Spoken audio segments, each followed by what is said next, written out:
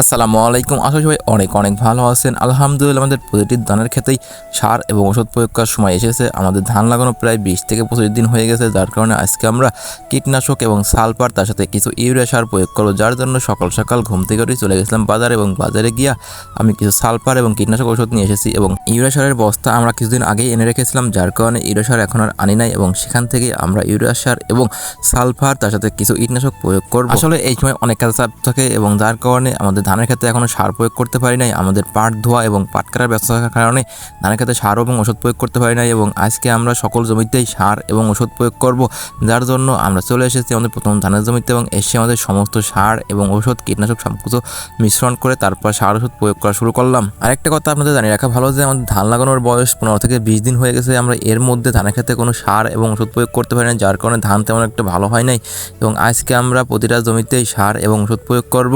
এবং এর মধ্যেই খেয়াল করে দেখলাম যে ধানের জমিতে অনেক পোকামাকড় রেখেছে এবং কেঁচোতে ধান খাচ্ছে, যার কারণে আমরা সেই কেঁচো মারা ওষুধও নিয়ে এসেছি সাথে এবং সবগুলো আজকে আমরা মিশ্রণ করে ওষুধ প্রয়োগ করতেছি। এরই মধ্যে আমার 15 শতক জমিতে সার প্রয়োগ করা শেষ হয়ে গেছে। তারপর চলে আসলাম বাড়িতে এবং বাড়িতে এসে আবারও সার মাপা শুরু করলাম, কারণ আমাদের আরেক মাঠে যাইতে হবে এবং সেখানে আমাদের জমি রয়েছে 1 বিঘার মতো এবং 1 বিঘার জন্য আমরা নিচ্ছি 12 কেজি ইউরিয়া এবং 4 কেজি সালফার সাথে 1 প্যাকেট হচ্ছে কীটনাশক। সমস্ত সারগুলো মিশিয়ে আমরা আবারও রওনা দিলাম আমাদের সেই অন্য মাঠের দিকে। তবে আপনাদের আরও একটা কথা জানিয়ে রাখা ভালো যে আমাদের এখানে 1 বিঘা সমান 33 শতক জমি হয়ে থাকে। আমি এখন যে জমিতে সার প্রয়োগ করবো সেখানে আমাদের জমিতে পানি নেই, যার কারণে আমরা এসে প্রথমে ইঞ্জিনটা স্টার্ট করে দিলাম। ইঞ্জিনটা স্টার্ট করে জমিতে পানি ভর্তি করে তারপর এই জমিতে সার প্রয়োগ করতে হবে। আলহামদুলিল্লাহ আমাদের জমিতে পানি দেওয়া শেষ হয়ে গেছে। তারপর ইঞ্জিনটা সুন্দরভাবে গুছিয়ে রাখলাম। গুছিয়ে রাখা শেষ করে আমি চলে আসলাম আমাদের জমিতে এবং ফিতাটা সুন্দরভাবে গুছিয়ে রেখে তারপর চলে আসলাম আমাদের সার প্রয়োগ করার জন্য। এবং সার প্রয়োগ করার জন্য প্রথমে আমাদের 1 গাবলা সার নিয়ে আসবে, সাথে 2 প্যাকেট সালফার মিশ্রণ করে এবং এর সাথে আমরা একটা কীটনাশক ওষুধ প্রয়োগ করব। তারপর আমাদের আরও বাকি সার প্রয়োগ করতে হবে। আমরা এই জমির জন্য একটু সার বেশি এনেছি, কারণ আমাদের এই জমিতে হচ্ছে দানা ছাড়াতে হবে এবং এর জন্য আমাদের এখানে সার একটু প্রয়োগ করতে হবে বেশি বেশি করে। আপনাদের আরও একটা কথা জানিয়ে রাখা ভালো যে দানা ছাড়ানোর জন্য যে জমিতে ধান লাগানো হয়ে থাকে সেই জমিতে সার একটু বেশি প্রয়োগ করতে হবে, যাতে ধানটা তাড়াতাড়ি ভালো হয়ে যায় এবং এর জন্যই আমরা সার একটু বেশি এনেছি।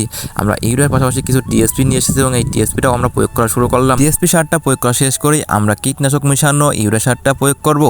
তবে আপনাদের আরও একটা কথা জানিয়ে রাখা ভালো যে আমাদের এই 1 বিঘা সমান 33 শতক জমিতে আমরা প্রায় 30 কেজি সার প্রয়োগ করলাম। আলহামদুলিল্লাহ আমাদের সার প্রয়োগ করার কাজ প্রায় শেষ পর্যায়ে চলে এসেছে। আমাদের এই গাবলা সার প্রয়োগ করলেই সার প্রয়োগ করার কাজ শেষ হয়ে যাবে এবং এদিকে হঠাৎ করে তাকিয়ে দেখি যে আসমানে মেঘ লেগেছে, যার কারণে আমাদের দ্রুত সার প্রয়োগ করতে হবে, নইলে বৃষ্টি এসে সারগুলো ভিজে যেতে পারে।